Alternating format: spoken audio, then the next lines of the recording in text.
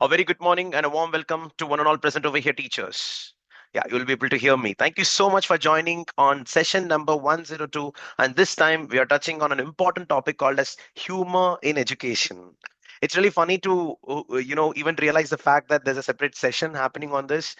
But it's quite an interesting thing that this is quite an underrated part of pedagogy that's not really spoken about much. There are multiple theses and researchers have been speaking about cracking a joke in the class so that the students have better relationship with the teachers. There are multiple other factors playing an important role. But forget about everything related to humor in education for the initial 10 minutes. What we are going to about to learn about humor in education is not something specific to one industry like education. It's part of our life. Just imagine there has been a lot of cases where people come up with the realization that it takes just a simple glance to fall in love with someone, but it definitely takes at least a joke every day to sustain that love. If you agree with me, you can put it on the chat. And the moment I say that one joke a day at least, 90% of you are like, where? Nothing like that happens in my marriage life. Something like that. So it's the aspect of humor, it's the aspect of smile or a laugh that kind of ignites the passion into anything. May it be relationship, may it be playing around, or maybe going to the school. How many of us would have come across this scenario? Like you just came to the staff room, you come to the school, you see the staff room, and there'll be one teacher, a sir or a vice principal. It could be anyone who is always there in the classroom, staff room, making everyone laugh with their stupid jokes. May it be intellectual, may it be really nice. But if that one person is absent on that particular day, you're like, Arey, yaar, Rajesh did not come to the school. Arey, shit, Suman ma'am should have come to the school. Something like that. You feel the vacuum created just because that one person was not there. The vibrancy of humor in a setup is the most beautiful thing that a human can actually have. So that's the importance of humor. Humor drives our day-to-day life. Humor or jokes enables a person to observe the smallest of things around them and be joyful about it. It's like, oh wow, I can see the ants moving in a straight line and they're forming a pattern.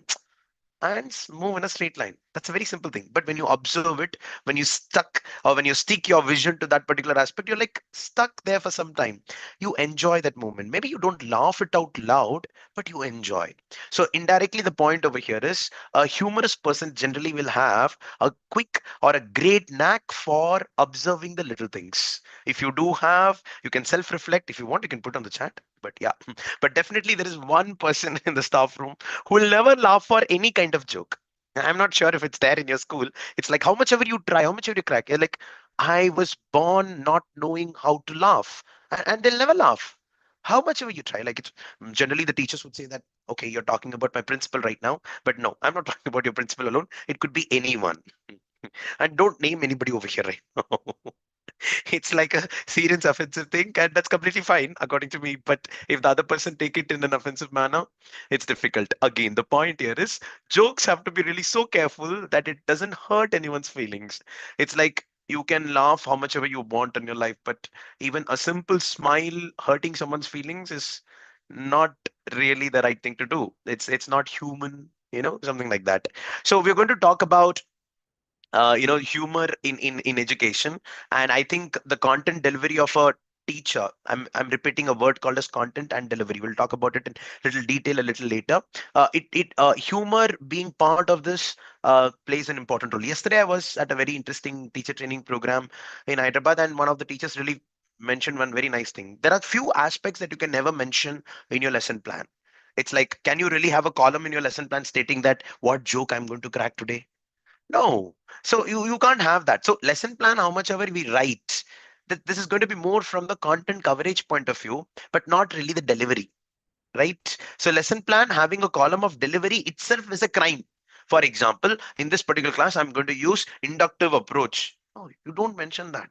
Today in the morning, when you wake up and come to the school, you don't feel like using inductive, you feel like using deductive approach, you change it. That's okay.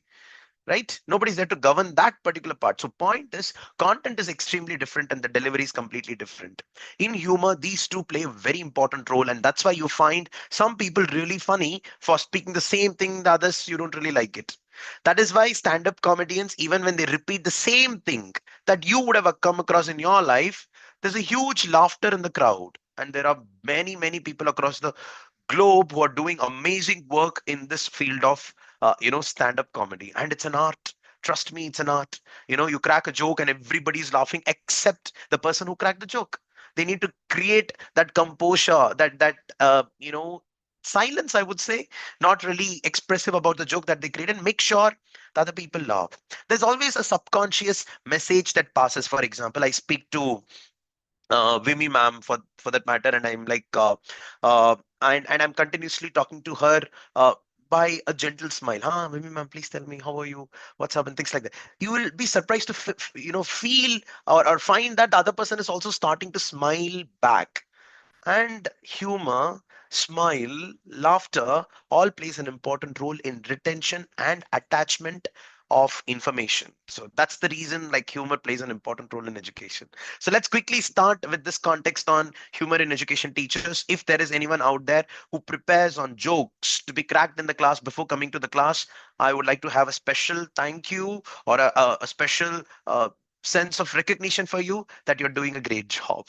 That effort is minimum and that effort is mandatory according to me in a particular class setup, especially if you're teaching grades 1 to 8. Yeah. Yeah, because if it goes to 9 to 12, sometimes our jokes become dad jokes. Now, what do you mean by dad jokes? We'll talk about that later in the later part of the session. But let's quickly start with Humor in Education, Laugh and Learn Super Sunday Workshop Series by Super Teacher Edu Reforms Private Limited. This is session number 102.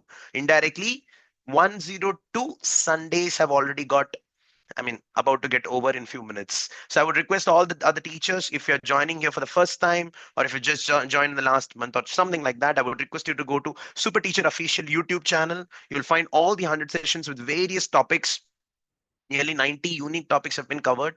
You can go through those videos, and this Super Sunday workshop can act like an exposure towards the field of education. The topics that you might not really think about exploring in terms of your self improvement or professional development. Just think about it. How many of you would have really thought about humor in education as an important factor and prepared on that? Hence, Super Sunday Workshop series, or there are multiple series by various YouTube channels, various officials, including CBSE and NCRT. Choose one of them and be consistent. Let's go with the first part of the session. You know what? When someone falls in love with another person for their sense of humor, it's actually called as gelotophilia or sapiosexual. Sapiosexual is more about intelligence as well. So the person who really cracks a joke and who's really very humorous, I'm pretty sure most of you are more attracted to that particular kind of a person rather than a person who really looks good, right?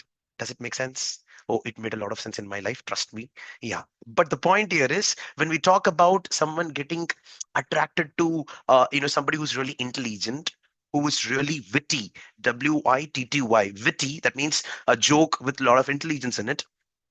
Now that's the area that can never fade away. Looks will definitely fade away. Yeah, people like us will talk like this for a very long time because that's the only thing that is driving our relationship for the future. I'm not joking, this is serious. Yeah, so this particular part, when it is so important even to relationship, just think about its importance, the plight of its importance even in the classroom.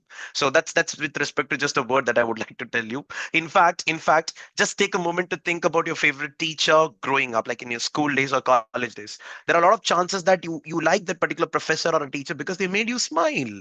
For many, the teacher who infused your days at school with humor and playfulness had a lifelong impact. Combining humor and learning has long lasting positive effects on students attitudes towards learning.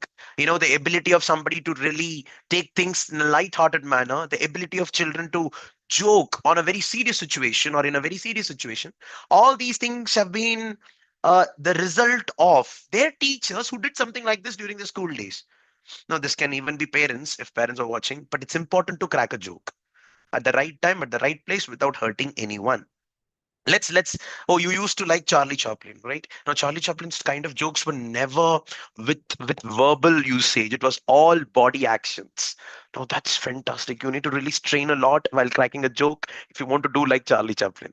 And you know what, once we crack a certain kind of jokes, there is a judgment among the students. Oh, this teacher is coming, she's going to be like this only.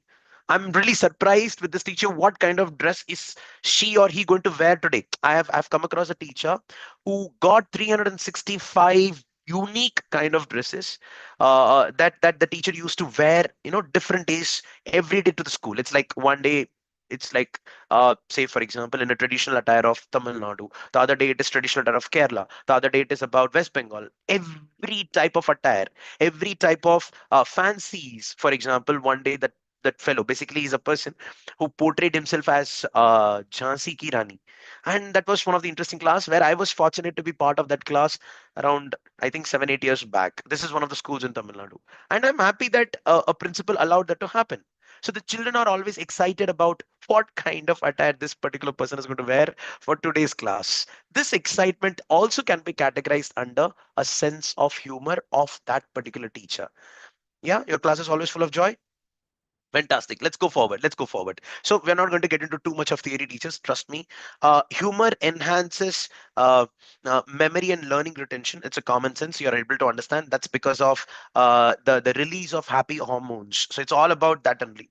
Dopamine release, oxytocin release, serotonin releases, and endorphin releases. That's depending on a teacher's performance in the class. Second is humor reduces stress and anxiety. It's very, very important. Sometimes in the most dull scenarios, if you are able to crack a joke and lighten up the mood of everyone around you, including the students or the family or among the friends, oh, that's the most talented skills you have. But this part is very important because that can be considered as a black humor or a dark humor.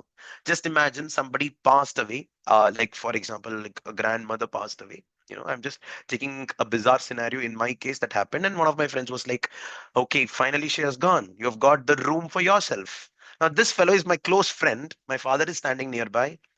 His mother passed away, and I'm standing there, and he's coming and saying that, Vasu, finally she passed away. Now you got the room for yourself completely. Now, here in this case, I am able to take it light-hearted because I'm happy. I mean, he's cracking a joke, but it was not taken seriously. That was taken very seriously by my father, and there was a very, I would say, uncomfortable surrounding. And after that, that fellow never came to my home. I hope you're able to understand. So it's very important to make sure that the humor is quite subtle in nature, and dark humor is mostly kept among the friend circle. We'll talk about it in a detailed manner. Next is humor boosts creative thinking and problem solving. Yes, it's the moment you laugh it out, it's like there is a free surrounding out there. There's more freedom to thought process. You are not into any stress or anxiety, and it becomes really interesting. Humor strengthens teacher and student relationship. I think most of the teachers already are part of this. Like that the kind of relationship that you have with the students, it's because of this particular aspect of humor in the class. And sometimes you make fun of one boy or a girl, two boys or girls, or depending on the kind of category, and each of these boys or girls will have a role to carry forever in that particular academic year. So this particular fellow is a Hitler, say for example, and that fellow will forget his original name the whole year. Students will call him Hitler only. I have a friend like that, and that's completely fine because it was portrayed so nicely by the teacher that it did not land in an offensive manner for the student or that particular student, and is enjoying the attention that is getting because of that. So it's very important to be very sensitive about it, but that's okay. That's okay. The role play actually basically we'll talk about it. Humor increases student motivation and engagement. Obviously, wherever you go, if there is smile and laughter, obviously you'll prefer to go continuously over there. So humor in education is not just about making students laugh. It is scientifically proven tool to enhance memory, reduce stress, boost creativity, improve relationships, and drive motivation. A laughter filled classroom is a learning powered classroom. Yeah, the mitochondria of a class is definitely the humor by the teacher for the students. Let's go forward. Let's go forward. Now, these are some of the humor categories that can be predominantly used in the class, which is more into sharp and intelligent humor. See, sometimes the jokes land really bad. It doesn't have the sufficient intellectual, I would say, quantity or impact or punch in that particular period. Sometimes the jokes, when we crack, the students don't even laugh because they didn't understand. Probably that joke was not appropriate for sixth standard, but it was appropriate for a ninth or 10th standard. Yeah, something like we'll come up with some examples for that. And for me, right now, I'm sharing my screen. Oh, your students say you're funny and cute. Okay, that's great, Nishama. Intelligent. So these are some of the words: wit, banter, quip, repartee, jest, drollery, and facetiousness. These are some of the words that people generally use, but it's just a category. I don't really get carried away with all these things, but let's go forward. So humor, coming to the main point of the session today, can be divided into two parts. One is the content. What joke are you going to crack? That's basically the content. And the second is delivery. In order to improve the skills of a teacher in humor sense, I was having a sense of humor. I really didn't frame it properly, but humor, if you want to improve, you need to improve your content and you need to improve your delivery. That is the reason some people, even if they speak the same thing that you speak, they find them to be more adaptive. Now, when I say they, it is the children. So content and delivery plays the most important role in delivering the right joke. Let's understand this in a detailed manner. One of the type of humor is basically exaggeration. Now, when we say exaggeration, it's like one of the examples. My pile of ungraded notebooks is so high, I need oxygen to reach the top. Now, if you read it just like the way it is present over there and not really give importance to delivery, this is going to land flat, very flat. Just imagine you speak the same thing to the students who do not even know Mount Everest. It's not going to be really connecting. But this is very important. If you use exaggeration in the class, do let me know. One of the exaggerations that I came across was like basically that teacher is trying to discipline the class a lot, and that the children are actually not really listening to that particular teacher. So she was like, even Akbar the Great cannot change you. Something like that. This is one of the exaggerations. One of the exaggerations that we generally use in our day-to-day life is, yes, sari duniya ka burden mere sar pe, something like that. It's like the whole world's problems are my problems, something like that. So you exaggerate things to an extent where the other person obviously knows that it is not true at all, but still you continue to speak on that. The equation is so difficult, even Google is confused. That could be a good example for math. The mitochondria is the power of the a powerhouse of the cell, and right now none of them in me have the energy to talk to this class. Now, this particular ability of a teacher to make the statement in the class is not to just tell that the class is indisciplined, but also to convey the message again that mitochondria is the powerhouse of the cell. I hope you're able to understand. It was not part of the lesson plan, but it is delivered over here. That is the reason humor is very important.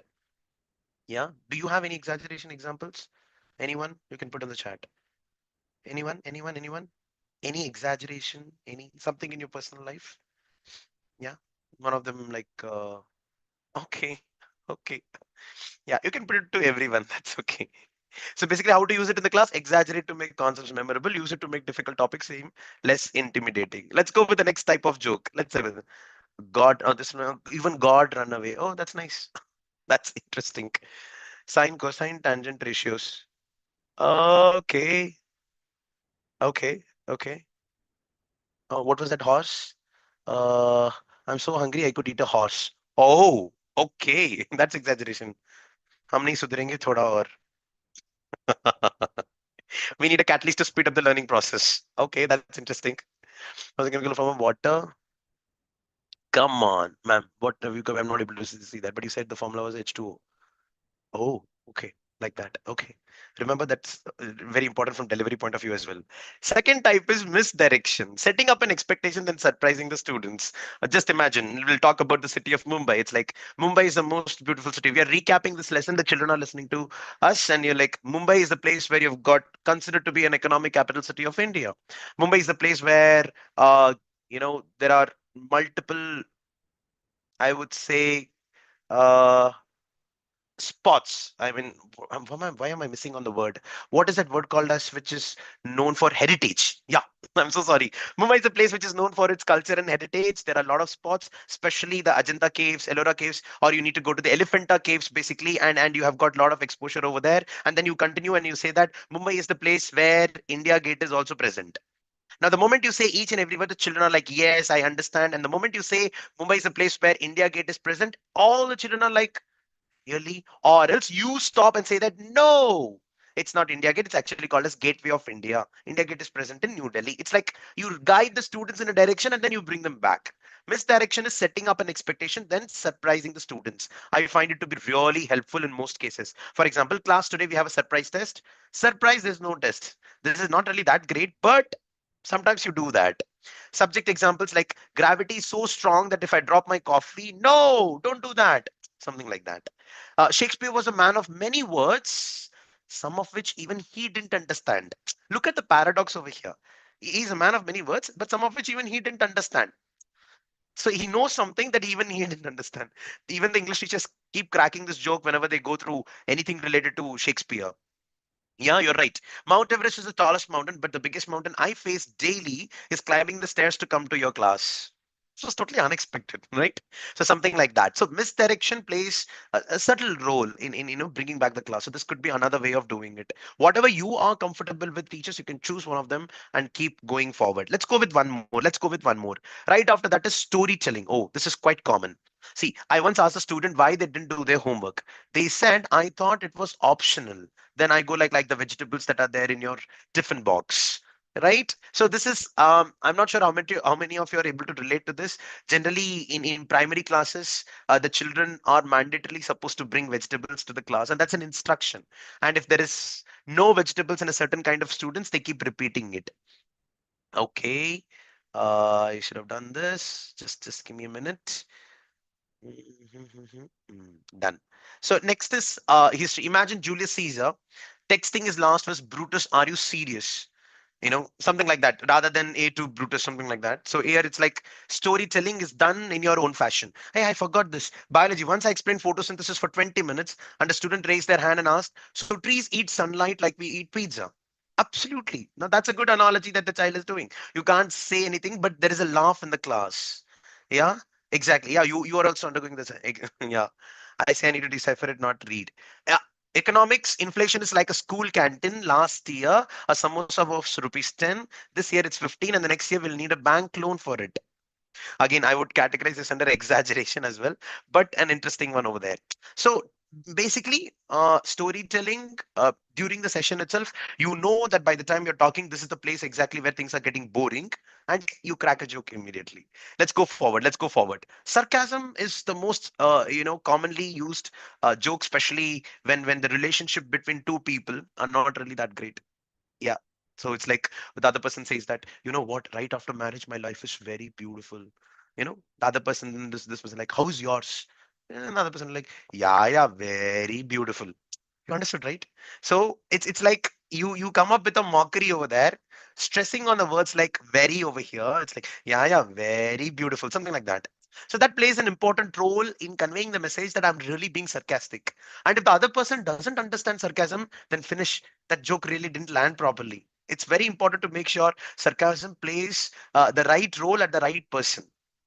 For example, let's go with, oh, you left your homework at home. How convenient. Maybe your dog also ate the internet.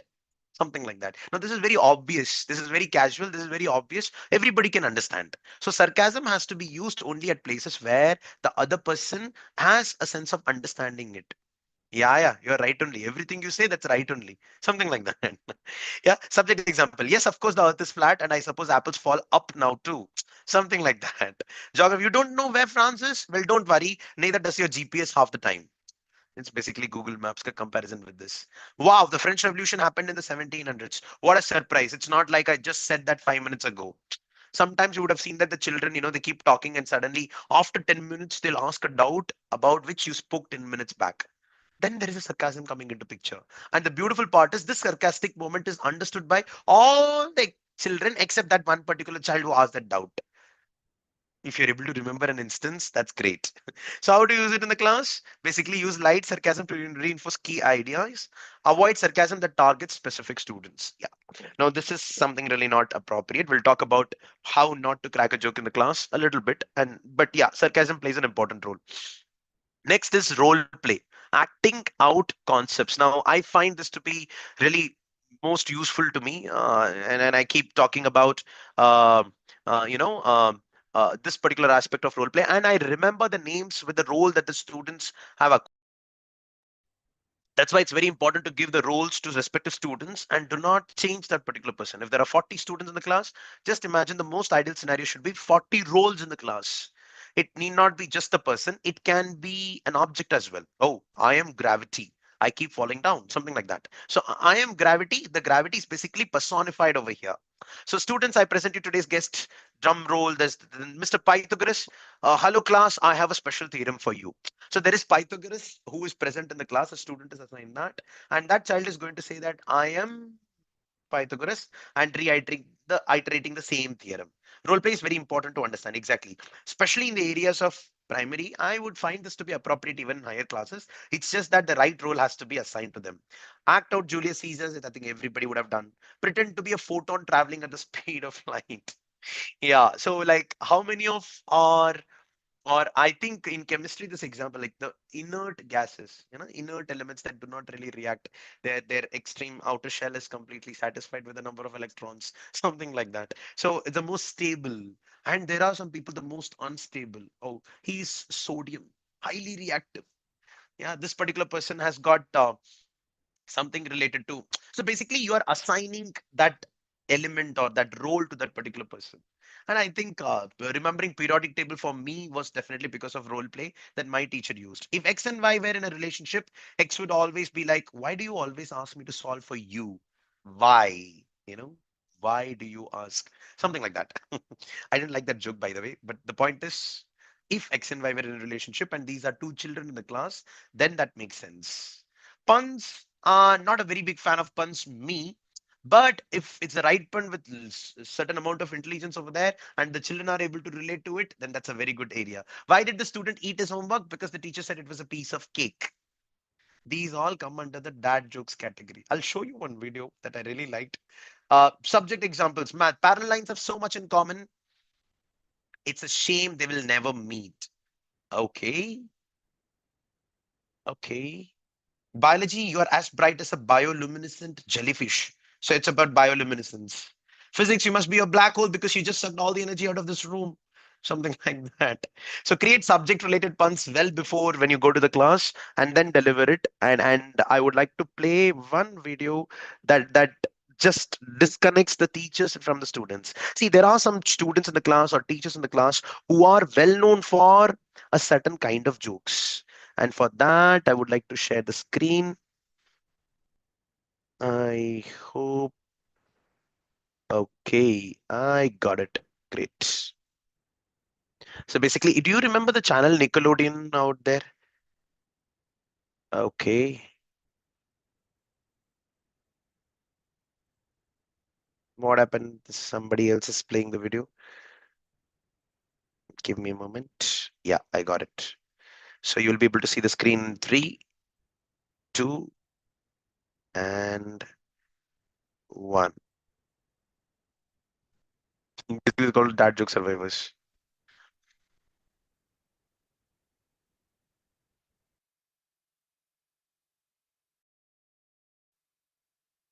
I walked into the kitchen yesterday and I said to my dad, "Hey, I'm hungry." And my dad said, "Hi, hungry. I'm dad."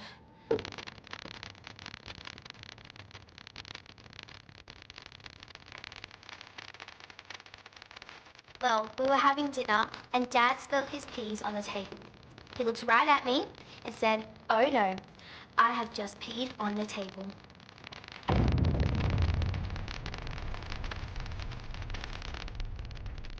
Sorry. Dad asked me, "Have you heard about the new movie Constipation?" I was all like, "What? No." And he said, "It never came out." Who even calls a movie Constipation?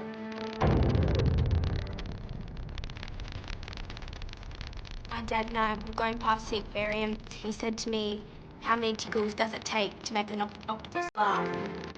And he said, 10 tickles. But what? Oh, tentacles. Hey Dad, can you make me a sandwich? And what did Dad say? Abracadabra. You are a sandwich.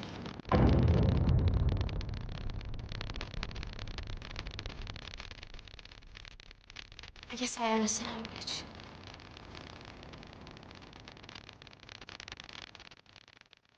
So basically, these are the kinds of jokes that we are supposed to avoid at any cost, especially for the children. So age appropriateness is the most important thing that we need to consider before cracking any joke and make sure that's completely relatable.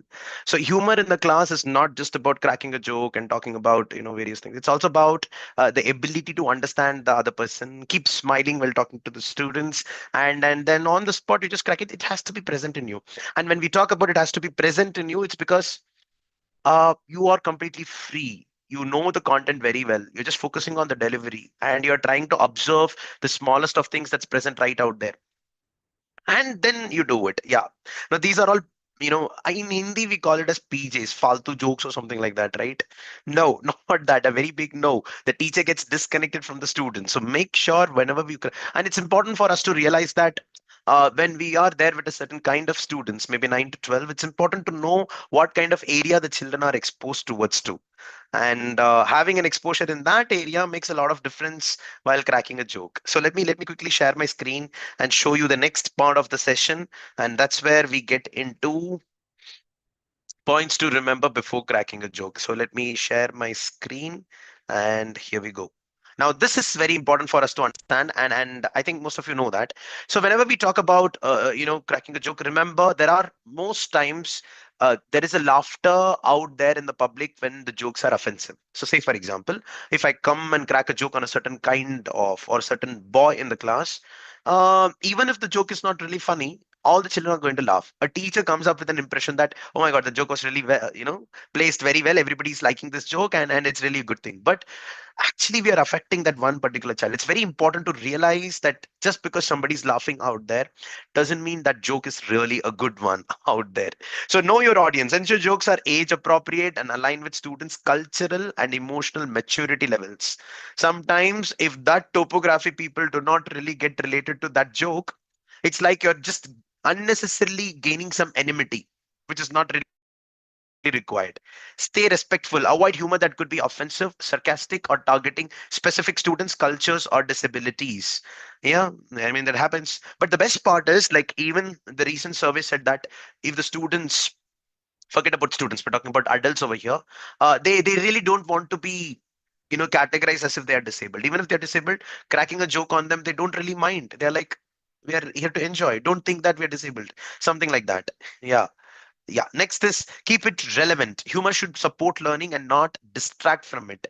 Sometimes what happens is the jokes and the puns and anecdotes that's related are completely out of the box. It's not even required in this particular class, but you keep cracking it. I find it to be useful in many cases. That's okay because at least to bring back the students to your class, you're using probably the latest movie that got released on the other day, and you're using the reference of that particular movie.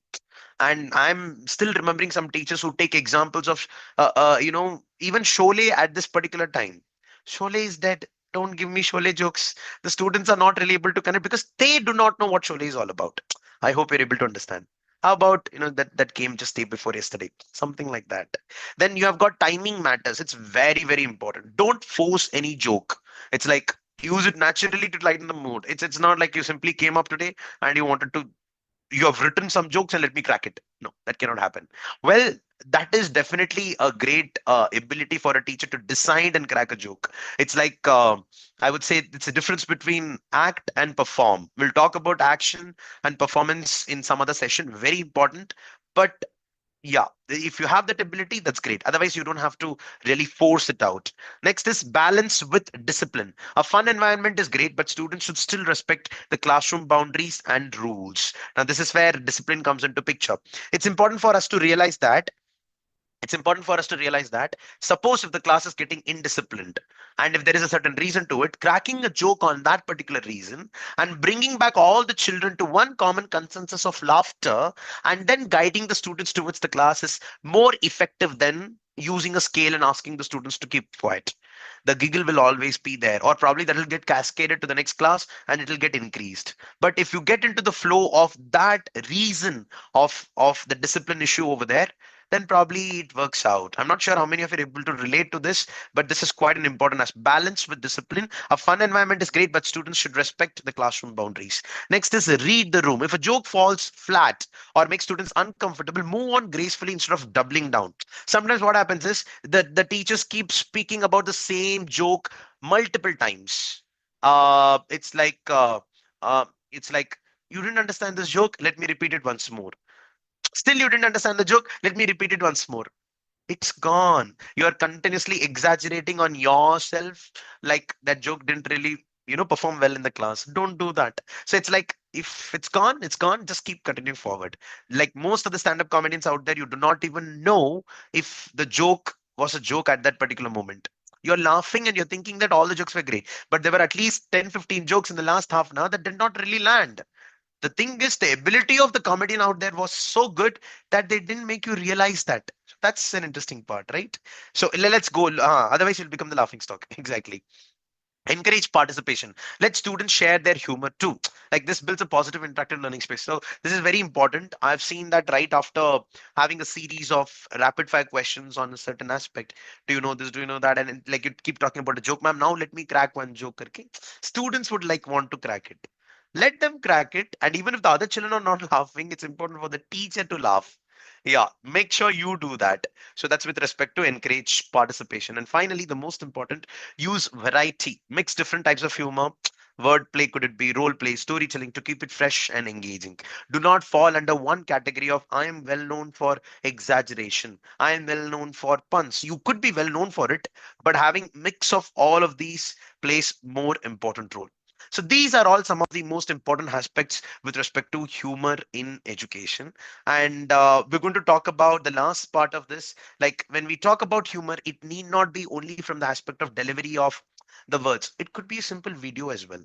Most of these advertisements that we see across, the emotional part of advertisement will be more connected to us rather than the intellectual part. Let me play one video for you to give you a simple understanding on what I actually mean.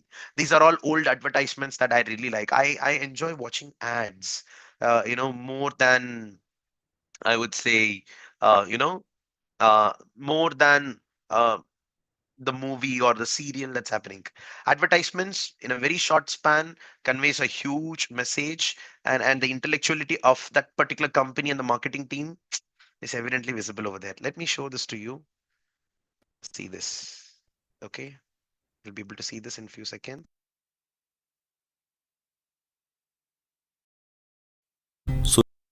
So basically, you did not even know that's an ad for OLX, but they connected with us through that particular advertisement. You saw that, right? So the emotion of laughter over here played an important role for us to remember this ad for a very long time. You might remember the ad from, I think, Fevicol, where there's a guy, he puts some Fevicol and then he dips it inside the ocean, and the river over there, and the fish gets stuck to it while the other person tries to catch a fish for a very long time. Now, that's a sense of humor. So, sense of humor plays an important role not only in conveying the concept of total internal reflection, but also in our day to day choices. I like Fevicol maybe because of that ad. I like. What is that advertisement where you just open your mouth and the light comes out of your teeth? That's Mentos, basically. I like, or I know Mentos because that kind of a thing exists. And I'm able to remember that because there was a huge sense of humor over there. All these are aspects of exaggeration, but these are all video modes. Basically, the mode is different. You're not talking to the students. It's completely altogether a different way of expressing the joke out there. So these are some of the, methods with which the jokes can be delivered in the class. So sense of humor is the ability of a person to crack a joke or understand a joke. Sometimes these jokes are not understandable by everyone, but there will be one person in the class. Have you come across a situation where there is a staff room and there's a staff meeting happening, and the principal said something, and you're like, the moment she said, or whoever is conducting the meeting said something, and only two teachers will laugh in the whole staff room. They will giggle. Maybe they're not sitting together, they're far away. Maybe because whatever principal said, that has got something to do with their experiences in the past. Maybe they both are very good friends or something like that. So that's the place where the bond of friendship is actually highlighted over here. But the point is, it's the ability to observe what's actually behind the words. So that sense of humor is not something that you can acquire in a day. It's a daily practice. Every day a parent, every day a teacher tries to observe in the smallest of things around and then tries to crack a joke out of it. If at all you have the capabilities, and if at all you are into sense of humor in a particular setup in a class, I would request you to please put a joke in the reflection form today. There's a question on that, and let us see how it actually carries forward. So with that, I would like to conclude on this session on humor in education teachers.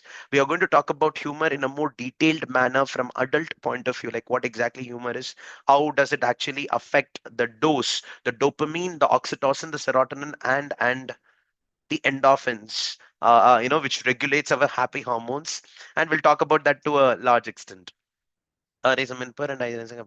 Oh, you sometimes dance like Amir Khan. Okay, that's great. You go to the class. Daily you're facing the same. Okay. Anyways, that brings me to the end of the session today, teachers on humor. We'll touch upon this topic in a detailed manner with another name altogether to it, more technical in nature, and let's see how it goes forward. But until then, until for the next Super Sunday workshop, thank you so much for joining consistently, teachers. It's great interacting with one and all. Thank you and Jai Hind. Bye, everyone. You can put the reflection form is right there on the chat, and you can fill it up. Make sure that you fill it up and submit it today itself. Some of you wouldn't have got their certificates for the last Sunday. You'll be getting it by Monday or Tuesday. Yes. Thank you so much, teachers. Great interacting with one and all. I shall meet you again in another Super Sunday workshop with another interesting topic. Just use this platform to upgrade yourself on certain areas that you might not even know that it exists. Yeah. Thank you. Thank you so much. Thank you so much.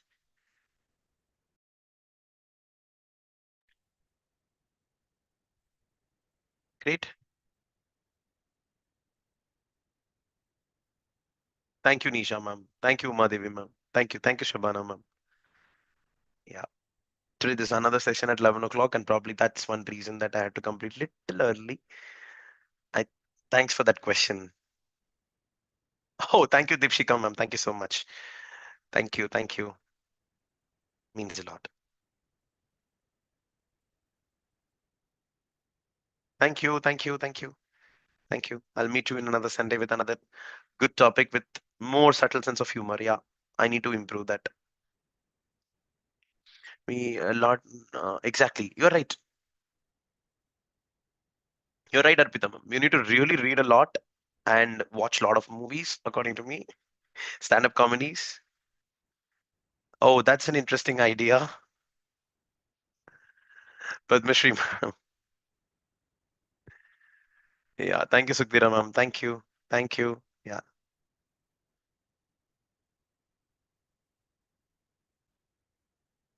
thank you, Vimi ma'am.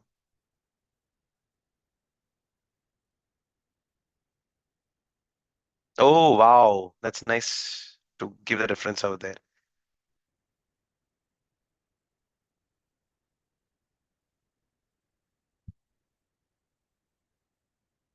Is it? Oh my God.